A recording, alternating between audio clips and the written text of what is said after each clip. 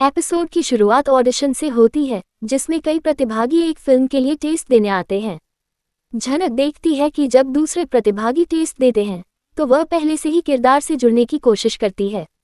आदित्य झनक के खूबसूरत भविष्य का सपना देखता है। जब निर्देशक उसे बुलाता है, तो उसे वह दृश्य दिखाया जाता है, जिसमें उसे एक निराश प्रेमिका की भूमिका निभानी होती है, जिसे उसके प्रेमी द्वारा धोखा दिया जाता है। वह तुरंत इस दृश्य को अपने जीवन से जोड़ लेती है।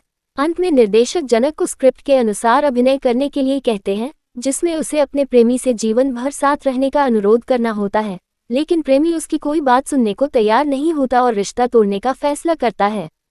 झनक अनिरुद्ध के क्रूर व्यवहार और उसके साथ अपने भावनात्मक लगाव को याद करती है। वह पूरे परिदृश्य को अत्यंत भावुकता के साथ दर्शाती है। जब वह संवाद बोलती है, तो वह अनिरुद्ध के साथ विवाद की याद दिलाती है। उसके अभिनय से निर्देशक और अन्य लोग आश्चर्यचकित हो जाते हैं और वे सभी उसकी प्रतिभा की सराहना करते हैं। निर्देशक झनक को अपनी फिल्म की मुख्य महिला प्रधान के रूप में स्वीकार करता है। ऑडिशन के बाद झनक की आदित्य द्वारा सराहना की जाती है, जो झनक को ऑडिशन में लेकर आया है। इधर बोस परिवार में बबलू ने अप्पू की शादी ललन से तय कर दी है। इस फैसले से बोस परिवार में विवाद पैदा हो जाता है। शुभ और तनुजा अप्पू की शादी से पहले घर छोड़ने का फैसला करते हैं। तनुजा और शुभा को अप्पू और ललन के बीच लगाव पसंद नहीं है। अजंता को बहुत दुख होता है जब उसका परिवार टूटने वाला होता है।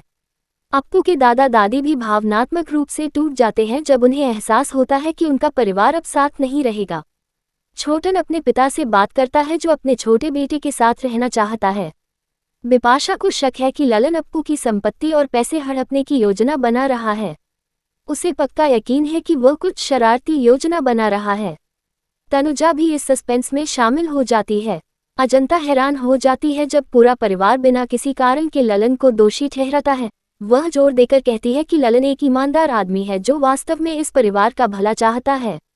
कुछ घंटों बाद अनिरुद्ध और अर्शी भी घर में आ जाते हैं। उन्हें बताया जाता है कि अप्पू झुग्गी झोपड़ी में रहने वाले लालन से शादी करने जा रही है। ये खबर सुनकर अनिरुद्ध और अर्शी दोनों हैरान हो जाते हैं। अप्पू भी अपनी शादी को लेकर उत्साहित होकर अपनी खुशी जाहिर करती है। उसने सपने में भी नहीं सोचा था कि उसकी भी सगाई किसी से होगी। अर्शी यह रिश्ता नहीं चाहती क्योंकि लालन झुग्गी झोपड़ी का रहने वाला है, लेकिन अनिरुद्ध अप्पू की खुशी को खुले दिल से स्वीकार करता है।